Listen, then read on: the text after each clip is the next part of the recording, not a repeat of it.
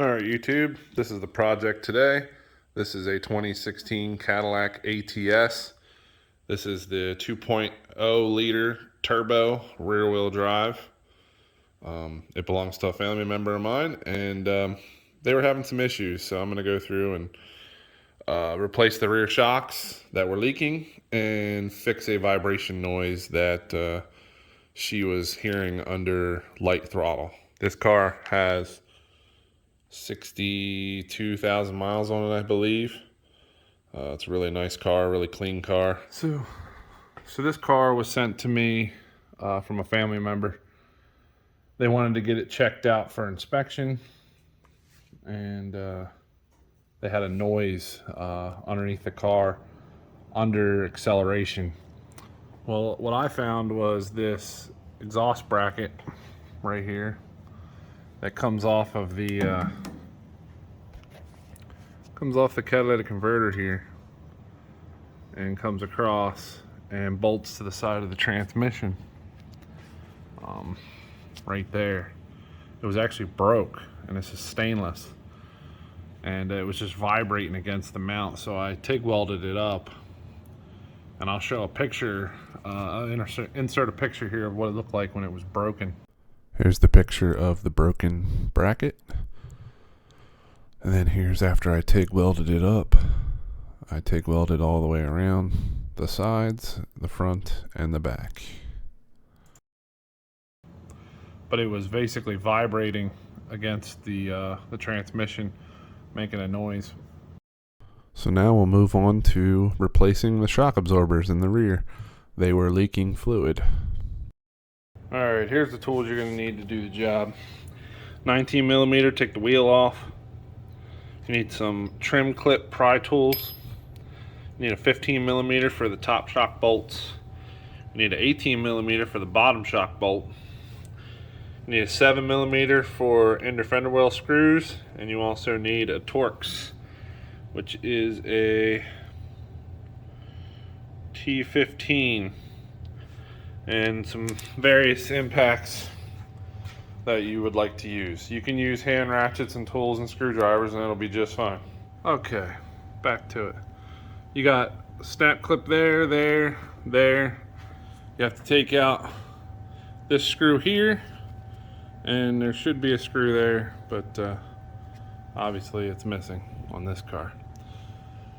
Those are your Torx, and up here you have a Torx screw there. There's another one there. There's a bunch back here, down around the bottom. There's one up here, and then you have these big threaded plastic nuts that kind of just unthread. Oh, there's another screw there by the brake line for the inner fender. Take all those out, and then you need your 7 millimeter, and you need to take out these 4 along the bottom here, and then there is a 5th one right here that you need to take out on the inside here. And then you also need to take out these 4 clips on the bottom control arm. There's one there, and this plastic skid plate comes off and allows you to get to your bottom shock bolt. Once you get all that stuff out of the way, then you're in business.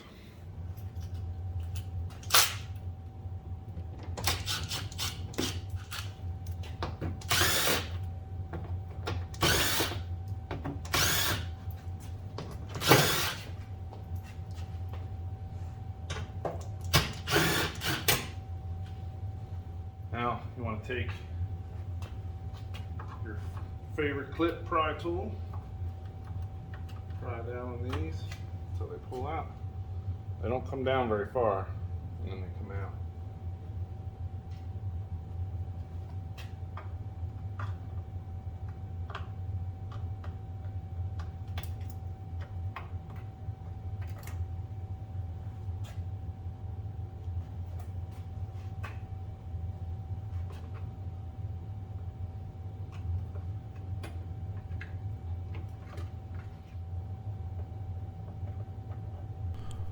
These push pin clips can be a pain in the butt.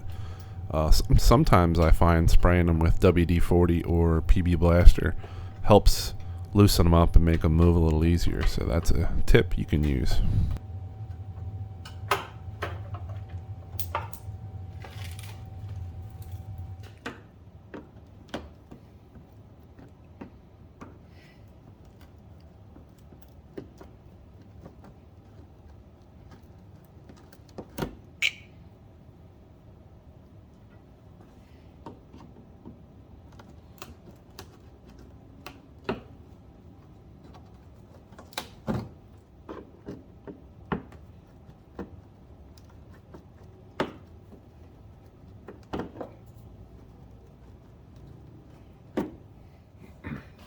These clips get full of dust and dirt, and it makes them really difficult to come out sometimes.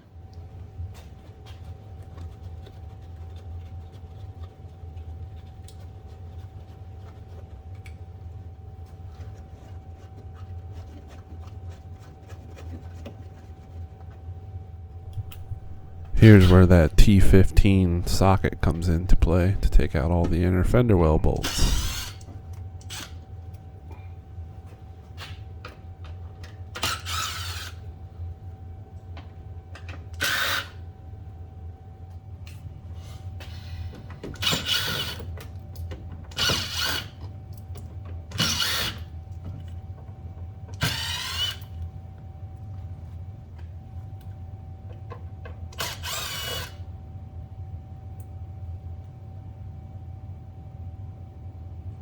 Make sure you got them all. Start giving everything a little bit of a tug. Make sure it's all loose.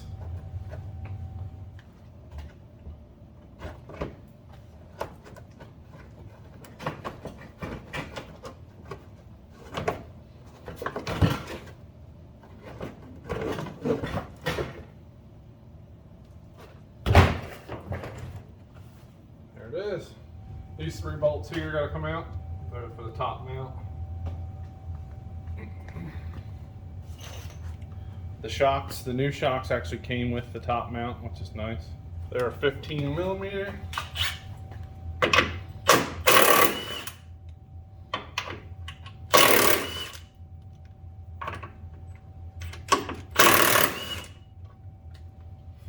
And then the bottom one's an 18. Move you around here so you can see.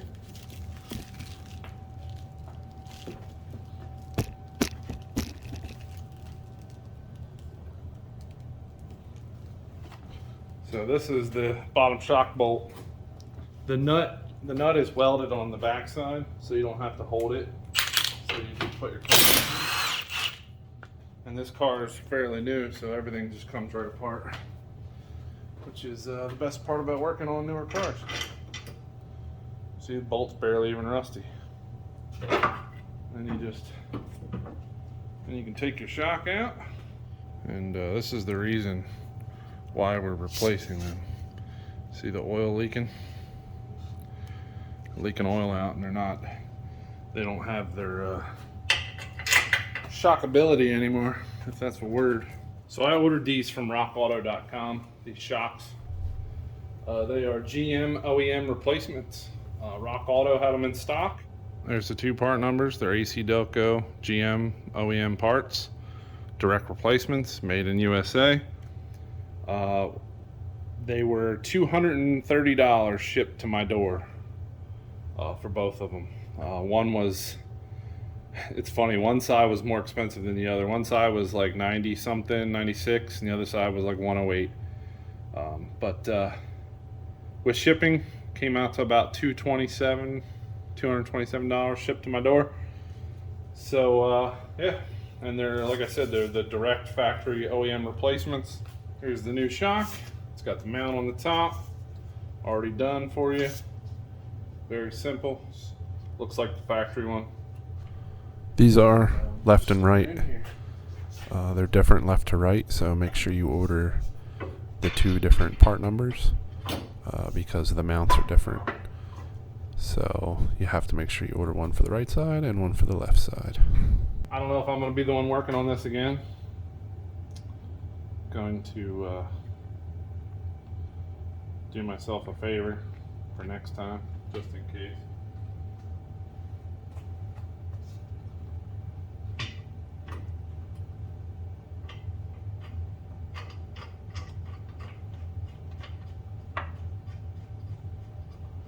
Get my bottom bolts started.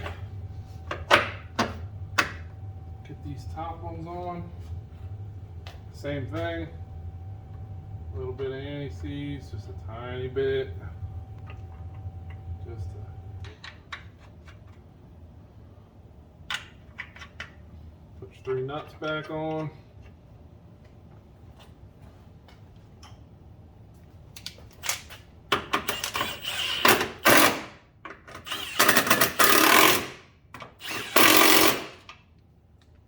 Give them a snug down.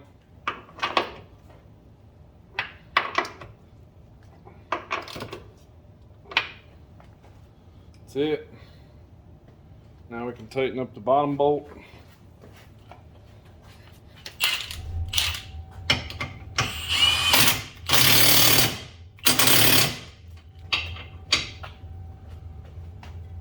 Click.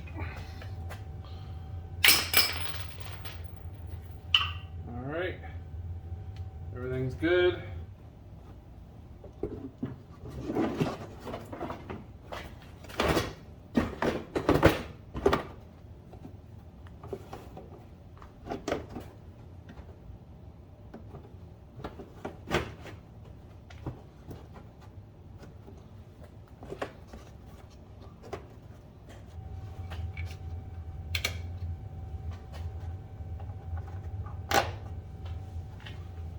Hold it in place until we get all of our other fasteners in. So we'll take these clips, we'll put them in. Kind of have to move stuff around a little bit to get the clips, the holes in the clips to line up.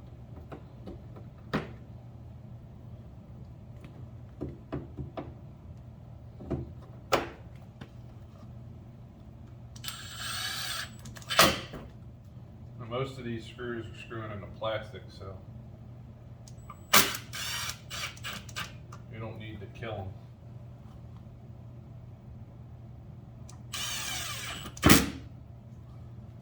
I have this gun turned down to the lowest setting.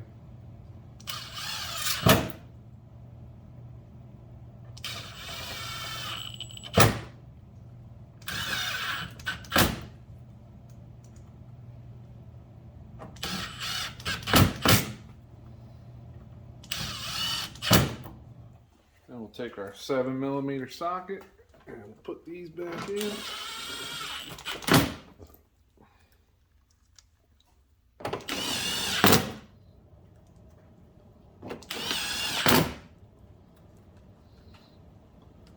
There's 5 of them.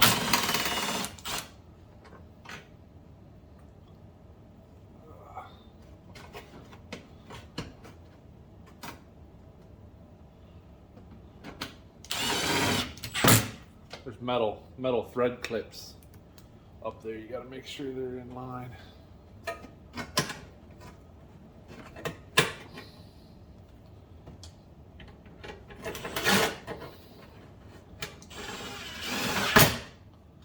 All right, put this little skid plate on.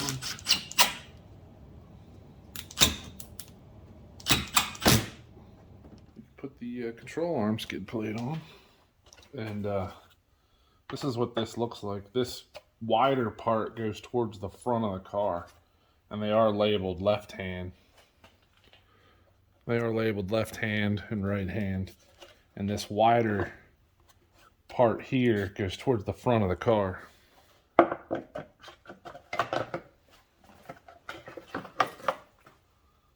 that.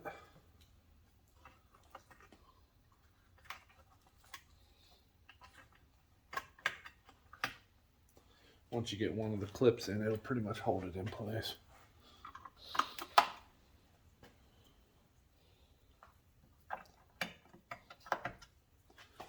And this front one on this side over here is the most trickiest because of the e-brake cable's in the way. So you can see it's in a little bit of a tight spot there.